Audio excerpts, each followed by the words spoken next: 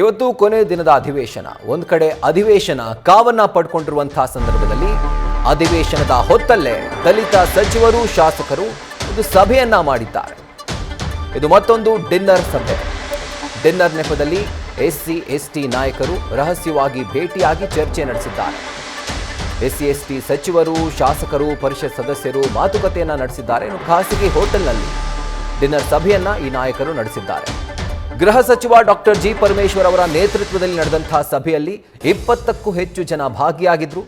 ಇನ್ನು ಈ ಒಂದು ಸಭೆಯಲ್ಲಿ ಕೆಲವು ಮಹತ್ವದ ವಿಷಯಗಳ ಬಗ್ಗೆ ನಾಯಕರು ಚರ್ಚೆಯನ್ನು ನಡೆಸಿದ್ದಾರೆ ಅನ್ನುವಂಥ ಮಾಹಿತಿ ಲಭ್ಯವಾಗ್ತಾ ಇದೆ.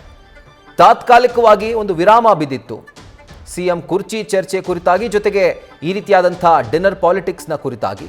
ಬಟ್ ಈಗ ಅಧಿವೇಶನದ ಹೊತ್ತಲ್ಲೇ ದಲಿತ ಸಚಿವರು ಹಾಗೂ ಶಾಸಕರು ಸಭೆ ಸೇರಿದ್ದಾರೆ. ಹಾಗೂ ಈ ಸಭೆ ರಾಜಕೀಯ ವಲಯದಲ್ಲಿ ತೀವ್ರ ಚರ್ಚೆಗೆ ಕಾರಣವಾಗಿದೆ. ನ್ಯೂಸ್ ಫಸ್ಟ್ಗೆ ಒಂದು ಸಭೆಯ ಇನ್ಸೈಟ್ಸ್ ಕೂಡ ಲಭ್ಯವಾಗಿದೆ.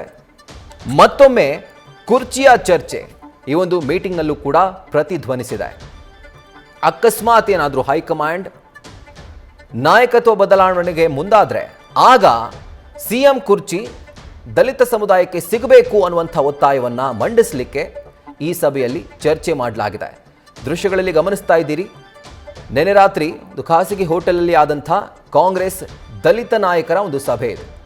ಡಿನ್ನರ್ ನೆಪದಲ್ಲಿ ಸಚಿವರು ಶಾಸಕರು ಪರಿಷತ್ ಸದಸ್ಯರು ಜೊತೆಗೆ ರಾಜಕೀಯ ಮುಖಂಡರು ಸೇರಿದ್ರು. ಹಾಗೂ ಈ ಸಭೆಯಲ್ಲೂ ಕೂಡ ಸಿಎಂ ಕುರ್ಚಿಯದ್ದೇ ಚರ್ಚೆ ಆಗಿದೆ.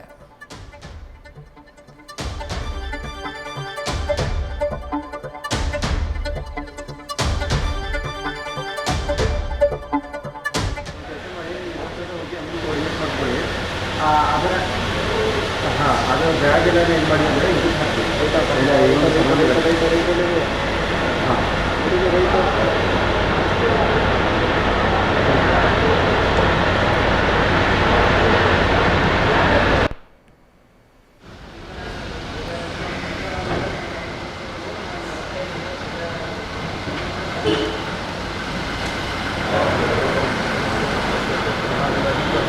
ನಿನ್ನೆ ರಾತ್ರಿ ದಲಿತ ಸಚಿವರು ಶಾಸಕರು ಹಾಗೆ ನಾಯಕರು ಇನ್ಕ್ಲೂಡಿಂಗ್ ಪರಿಷತ್ ಸದಸ್ಯರು ಎಲ್ಲರೂ ಕೂಡ ಖಾಸಗಿ ಹೋಟೆಲ್ನಲ್ಲಿ ಡಿನ್ನರ್ಗೆ ಅಂತ ಸೇರಿದ್ರು. ಊಟಕ್ಕೆ ಸೇರಿದಂತಹ ಸಂದರ್ಭದಲ್ಲಿ ಅದು ರಾಜಕೀಯ ನಾಯಕರು, ಅಲ್ಲಿ ಕೇವಲ ಊಟ ಆಗುತ್ತಾ? ಸಾಧ್ಯನೇ ಇಲ್ಲ. ರಾಜಕೀಯ ಕೂಡ ಚರ್ಚೆ ಆಗುತ್ತೆ. ಹಾಗಿದ್ರೆ ಈ ಒಂದು ಡಿನ್ನರ್ನಲ್ಲಿ ಚರ್ಚೆ ಆದಂತಹ ವಿಷಯಗಳೇನು ಅಂತ ನಾವು ನೋಡ್ತಾ ಹೋದರೆ ಮತ್ತೊಮ್ಮೆ ಅದೇ ಸಿಎಂ ಕುರ್ಚಿಯ ಚರ್ಚೆಯ ವಿಷಯ ಈಗ ಮುನ್ನೆಲೆಗೆ ಬರ್ತಾ ಇದೆ.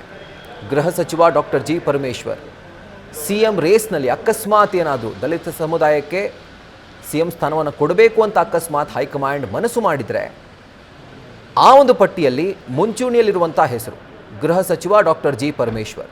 ಸೊ ಇವರ ನೇತೃತ್ವದಲ್ಲೇ ಒಂದು ಡಿನ್ನರ್ ಸಭೆ ಆಗಿದೆ. ಹಾಗೂ ಈ ಸಭೆಯನ್ನು ಅನೇಕ ಜನ ನಾಯಕರು ಅಟೆಂಡ್ ಮಾಡಿದ್ದಾರೆ. ಸಚಿವರಾಗಿರುವಂಥ ಶಿವರಾಜ್ ತಂಗಡಗಿಯವರು, ಡಾಕ್ಟರ್ ಎಚ್ ಸಿ ಮಹದೇವಪ್ಪ ಅವರು, KH ಮುನಿಯಪ್ಪ ಅವರು, ಮಾಜಿ ಸಚಿವ KN ರಾಜಣ್ಣ ಕೂಡ ಈ ಒಂದು ಸಭೆಯಲ್ಲಿ ಭಾಗಿಯಾಗಿದ್ದರು. ಸುಮಾರು 20ಕ್ಕೂ ಹೆಚ್ಚು ನಾಯಕರು ಈ ಡಿನ್ನರ್ ಮೀಟಿಂಗ್ನಲ್ಲಿ ಅವರು ಭಾಗಿಯಾಗಿದ್ದರು ಅನ್ನುವಂಥ ಮಾಹಿತಿ ಲಭ್ಯವಾಗ್ತಾ ಇದೆ. ದೃಶ್ಯಗಳನ್ನು ಕೂಡ ಗಮನಿಸ್ತಾ ಇದ್ದೀರಿ. KH ಮುನಿಯಪ್ಪನವರು ಜೊತೆಗೆ ಶಿವರಾಜ್ ತಂಗಡಗಿಯವರು ಎಲ್ಲರೂ ಕೂಡ ಈ ಒಂದು ಖಾಸಗಿ ಮೀಟಿಂಗ್ ಅಂದರೆ ಖಾಸಗಿ ಹೋಟೆಲ್ನಲ್ಲಿ ಈ ಡಿನ್ನರ್ ಮೀಟಿಂಗ್ನಲ್ಲಿ ಭಾಗಿಯಾಗಿದ್ದರು. ಆ್ಯಂಡ್ ಇದರ ಕುರಿತಾಗಿ ಅದರ ಇನ್ಸೈಟ್ಸನ್ನು ಕೊಡೋದಕ್ಕೆ ನಮ್ಮ ಜೊತೆ ಈಗ ಇದ್ದಾರೆ ನಮ್ಮ ಪ್ರತಿನಿಧಿ ಹರೀಶ್. ಈಗ ಲೈವ್ನಲ್ಲಿ ಜಾಯಿನ್ ಆಗ್ತಾ ಇದ್ದಾರೆ. ಹರೀಶ್, ಈಗ ಮತ್ತೊಮ್ಮೆ ಡಿನ್ನರ್ ಮೀಟಿಂಗ್ ಮಾಡಿದ್ಯಾಕೆ ಅಂದರೆ ಹೈಕಮಾಂಡ್ ಈ ಡಿನ್ನರ್ ಮೀಟಿಂಗ್ ಅಥವಾ ಈ ರೀತಿಯಾಗಿ ಸಭೆ ಸೇರೋದಕ್ಕೆ ಫುಲ್ ಸ್ಟಾಪನ್ನು ಹಾಕಿತ್ತು, ಹಲವಾರು ಬಾರಿ ಇದನ್ನು ತಡೆದಿತ್ತು. ಆದರೆ ಮತ್ತೊಮ್ಮೆ ಸೇರಿರುವಂಥದ್ದು ಇಲ್ಲೂ ಕೂಡ ಸಿಎಂ ಕುರ್ಚಿ ಚರ್ಚೆ ಆಗಿದೆಯಾ ಅಥವಾ ಇದರ ಹೊರತಾಗಿ ಯಾವೆಲ್ಲ ಮಾಹಿತಿಗಳು ಲಭ್ಯವಾಗ್ತಾ ಇದೆ, ಏನು ಚರ್ಚೆ ಆಗಿದೆ ಅಂತ ಈ ಒಂದು ಮೀಟಿಂಗ್ನಲ್ಲಿ ಹರೀಶ್?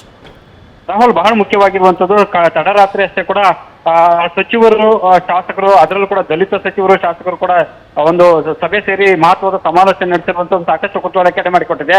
ಅಧಿವೇಶನ ಹೊತ್ತಲ್ಲೇ ಕೂಡ ಈ ರೀತಿ ಒಂದು ಸಭೆ ನಡೆಸಿರುವಂತದ್ದು ಕುತೂಹಲಕ್ಕೆ ಎಡೆ ಮಾಡಿಕೊಟ್ಟಿದೆ. ಡಾಕ್ಟರ್ ಜಿ ಪರಮೇಶ್ವರ್ ಅವರ ನೇತೃತ್ವದಲ್ಲಿ ಸುಮಾರು 20ಕ್ಕೂ ಹೆಚ್ಚು ಜನ ಶಾಸಕರು ಸಚಿವರು ಕೂಡ ಈ ಒಂದು ಸಭೆಯಲ್ಲಿ ಭಾಗವಹಿಸಿದ್ರು. ಸೊ ಶಿವರಾಜ್ ತಂಗಡಗಿ ಆಗಿರ್ಬೋದು, ಮತ್ತೆ ಬೇರೆ ಬೇರೆ ಸಚಿವರು ಮತ್ತೆ ಮಾಜಿ ಸಚಿವ KN ರಾಜಣ್ಣ ಸೇರಿದಂತೆ ಹಲವರು ಕೂಡ ಭಾಗವಹಿಸಿದ್ರು.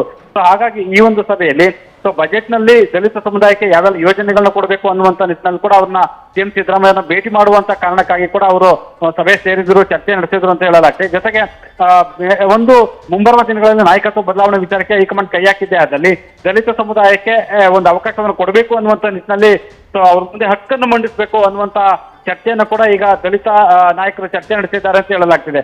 ಹಾಗಾಗಿ ನಿನ್ನೆ ರಾತ್ರಿ ನಡೆದಿರುವಂತಹ ಸಭೆ ಸಾಕಷ್ಟು ಕುತೂಹಲಕ್ಕೆ ಎಡೆ ಮಾಡಿಕೊಟ್ಟಿರುವಂತದ್ದು. Rahul. Right Harish, thank you ಡೀಟೇಲ್ಸ್ಗೆ. ನ್ಯೂಸ್ ಫಸ್ಟ್ ನಿರ್ಭೀತಿಯಿಂದ ನಿಮ್ಮ ಪರವಾಗಿ.